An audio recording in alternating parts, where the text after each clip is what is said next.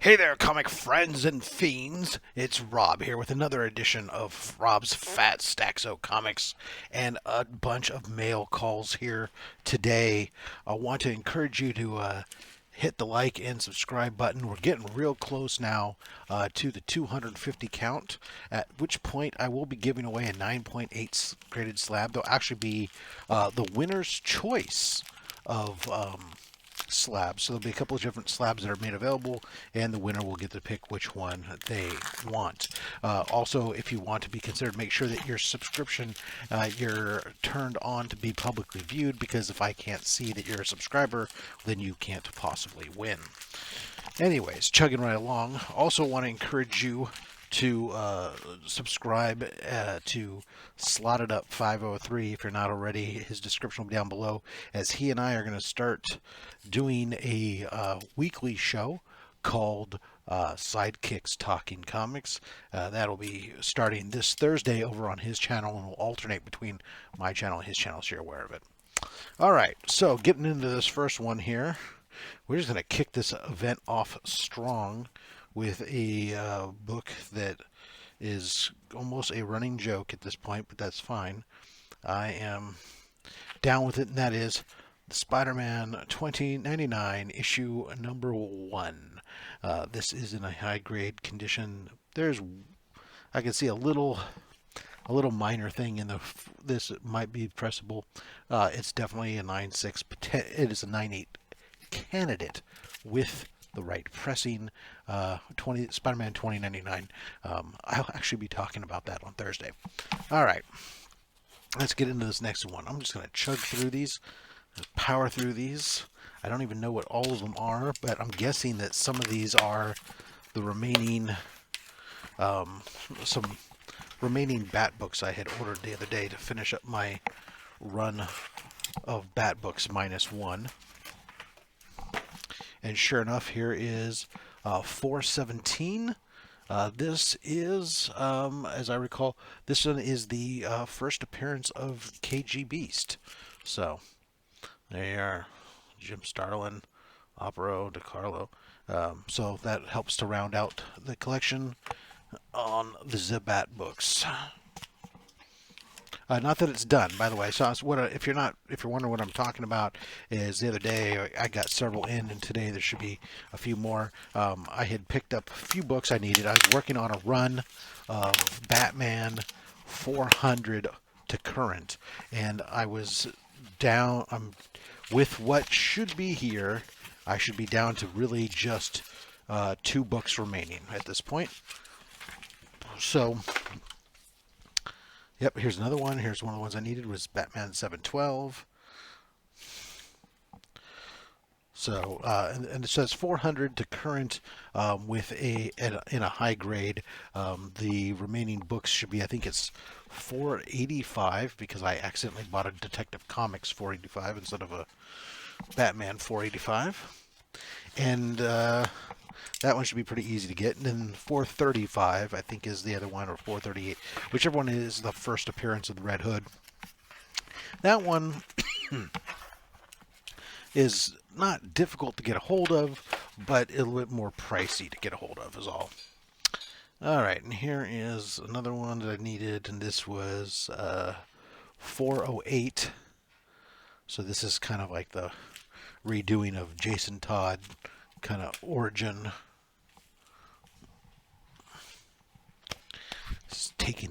Stealing the wheels off the Batmobile.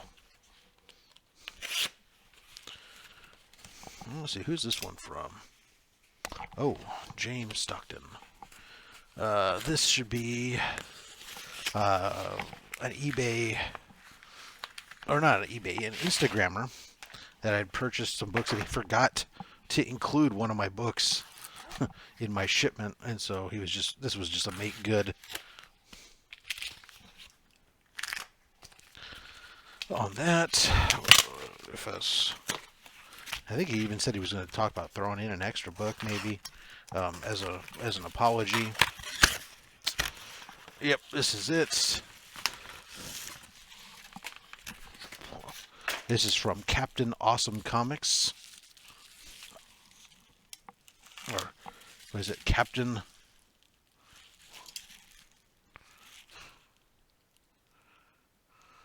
Yeah, Captain Awesome Comics. I wasn't sure if it was Captain Awesome Comics for sale or something bizarre.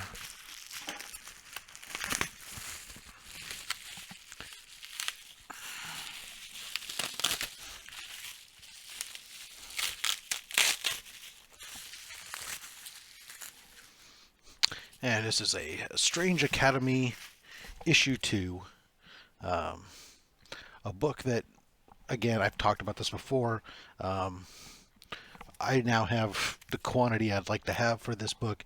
It's a book that I think that being the second appearance of so many characters, and given the fact that it was the first book came out pre-pandemic, and then the second book, book came out post-pandemic, that there was a depression after the shutdown. I shouldn't say post-pandemic, post-pandemic shutdown of Diamond. So there was this layoff of time, and so there wasn't necessarily as many people picking up the book because they kind of forgot about the series in that time. So there's a lot of, I mean, people ended up getting it. There was a bunch of, I think I've seen second, third, and fourth printings of that book. But this is one of the ones where that first printing is a lower number because the orders were low on it.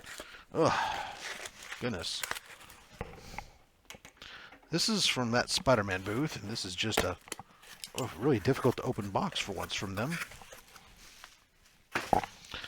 Monday Mania. Grab. Not a mystery box. This is just a straight up grab, I believe. So one is our own? Yep. All right. So, oh, wait a second. I got a freebie book in there. Interesting. All right. So in there was the McFarlane Spider-Man one in platinum, just to round out because I had a bunch of green ones. I needed another one or two, or not platinum, the silver, I guess is what that is. The platinum would be something else, wouldn't it? And then these are, God, Strange Academy books. I can't remember.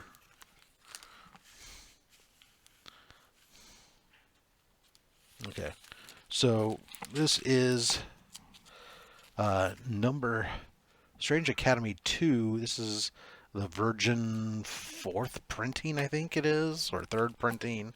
And this one then should be, yeah, at number 1. This is the Virgin 4th printing. Why? I don't know. I have a lot of first printings, and I think that that's just fine. But, you know, with the way it is weird these days with you guys and some of these second, third, and fourth printings being considered more interesting, valuable, and there's enough spec with so many first appearances in that book. It's worth another $7 worth of spec. All right. And in Amazing Spider-Man number 1, we have, of course, this is the first cameo appearance of Cindy Moon, later to become Silk. So not always worth having another one of those around. And it looks like this was the freebie book. This is an Amazing Spider-Man 800, which is in a cover that I did not have. And surprisingly, so Amazing Spider-Man 800 is a double thick book, and it is a round binding. And Marvel cannot, for the life of them, make a double thick book with round binding that doesn't have massive production issue tears in the top and bottom. Issue 800 is renowned for this, as is like Wolverine 1, where to the point where you can get a 9/8 with like 1/8 inch tears at the top and the bottom. And this is got no tear at the top at all, and the bottom has no tear.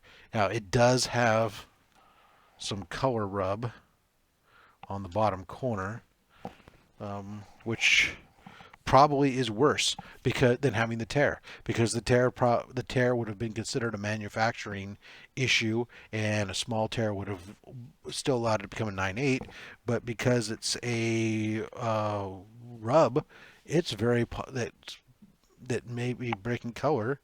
It might be considered um, limited to a 9.6, but hey, whatever. I'm not even sure who did this cover. Well, Land did this cover.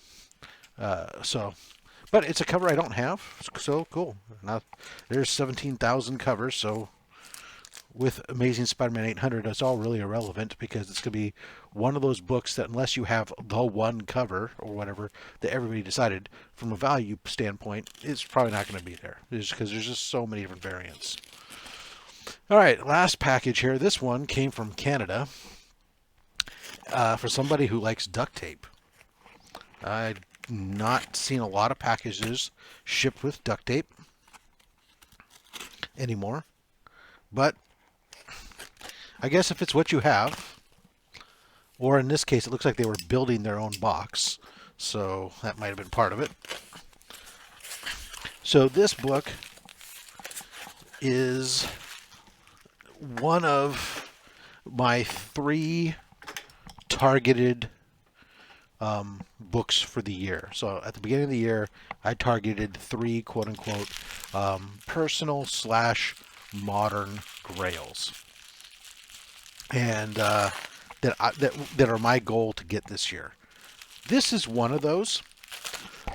Excuse me. This is by far the least expensive of any of those, but it was the one I want.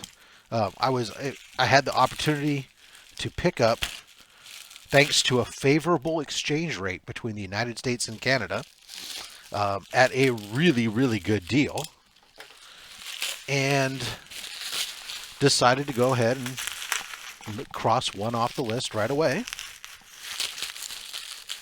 before it gets a chance to run up in cost, which I'm sure it will do once more announcements start coming. But I've never seen an oiler bag for these slabs before. So what we end up with here, this is Amazing Spider-Man issue 4, Original Sin, the first full appearance of Silk. And it is signed by Humberto Ramos. Who is the artist there on the book. So there you go. You get signed slab 9.8 Spider-Man Original Sin, first appearance of Silk. That, friends, gives us our Spider-Man Noir first appearance, our Miles Morales, our Gwen Stacy, our Spider-Man 2099, and I have 2 copies of the first appearance of Spider-Pig out in the garage that have not been, actually one of them has went off to CGC.